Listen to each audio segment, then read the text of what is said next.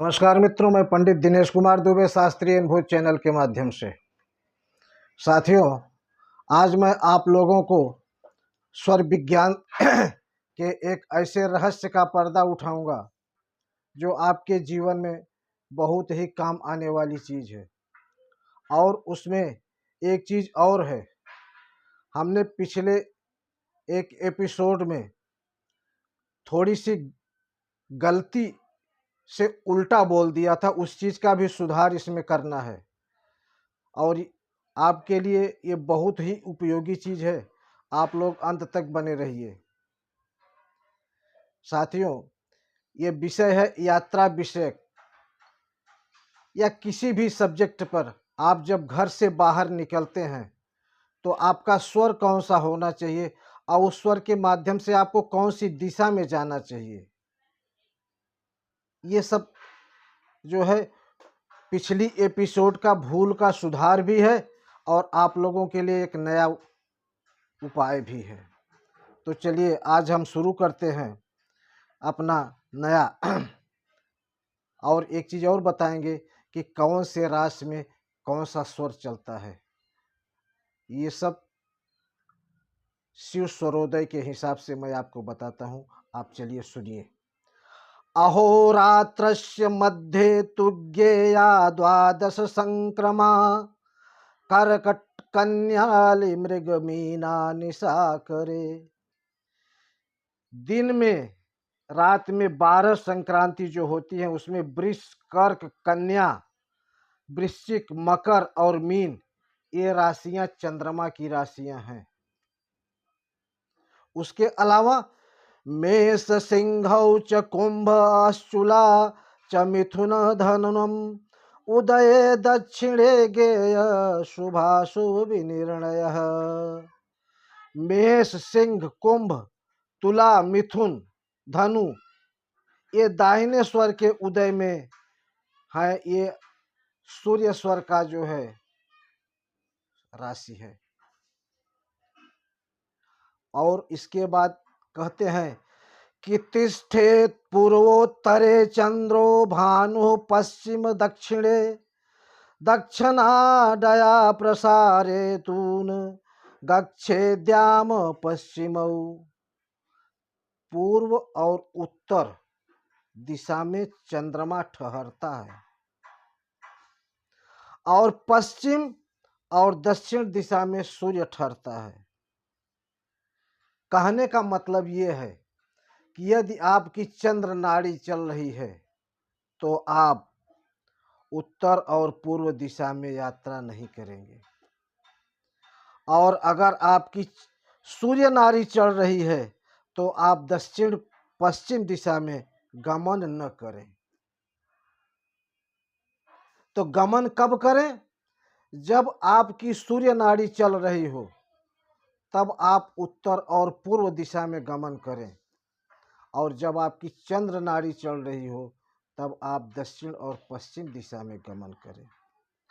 कहते हैं कि वामाचार प्रवाहेतु न गच्छे पूर्व उत्तरे परिपंथी भयंतस्य गतो सनौ निवर्तते। यदि आपकी बाईं नाड़ी चलती हो, मतलब चंद्र स्वर चलता हो, तो उत्तर पूर्व दिशा में भूल कर भी न जाएं, क्योंकि उत्तर पूर्व दिशा में चोर आदि का बहुत बड़ा भय रहता है। कहते हैं वहां गया व्यक्ति वापस नहीं लौटता है। ऐसा शास्त्रोक्त विधान है।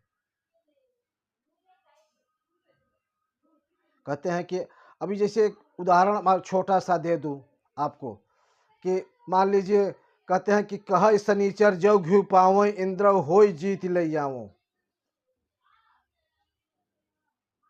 मतलब शनिवार के दिन पूर्व दिशा में नहीं जाना चाहिए। अब जाना है तो कहते हैं घी का पान करके या घी थोड़ा चख के और तब आप निकलिए, तो आप इंद्र को भी जीत सकते हैं। उसी प्रकार से सूर्य नाड़ी और चंद्र नाड़ी का प्रभाव है। अगर आपकी सूर्य नाड़ी चल रही है तो आप दक्षिण पश्चिम दिशा में न जाइए, जाइए कहाँ, उत्तर और पूर्व दिशा में। और जब चंद्र नाड़ी चल रही है तब आप उत्तर पूर्व में न जाके दक्षिण पश्चिम दिशा में जाइए। यही चीज हमने पिछले एपिसोड में उल्टा बता दिया था। बाद में जब कमेंट आया, मुझे पता चला कि हाँ वाकई में हमने गलत बोल दिया है, तो हमने सोचा इस चीज़ को हम दोबारा से एक बना के फिर से डाल दें, ताकि लोगों को भ्रम न रहे।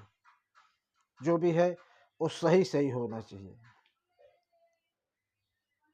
दूसरी चीज़, एक और उपाय है कि चंद्र नाड़ी में सम पैर रख के और सूर्य नाड़ी में विषम पैर रख के आगे चलिए।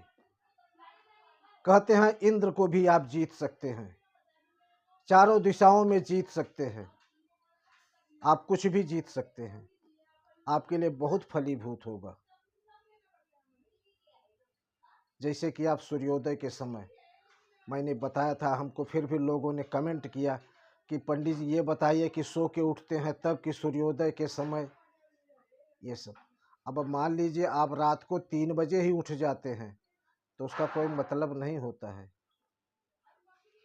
आप सो के कब उठते हैं? सूर्योदय के समय, ब्रह्म मुहूर्त में, 4 बजे से लेकर आप जब उठते हैं सोकर, उस समय के बीच की बात है। सूर्योदय से 2-3 घड़ी पहले।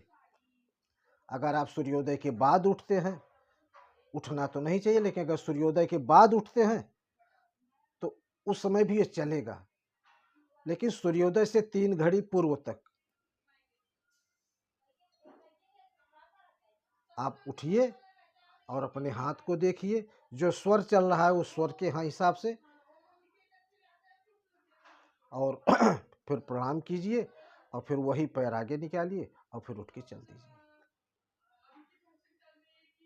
देखिए साथियों, स्वर विज्ञान एक ऐसा विज्ञान है जिसके माध्यम से आप बहुत कुछ पा सकते हैं, बशर्ते आपको हर चीज़ का विशेष ध्यान रखना होगा, साधना होगा, थोड़ा योगा और प्राणायाम की शरण में आना होगा।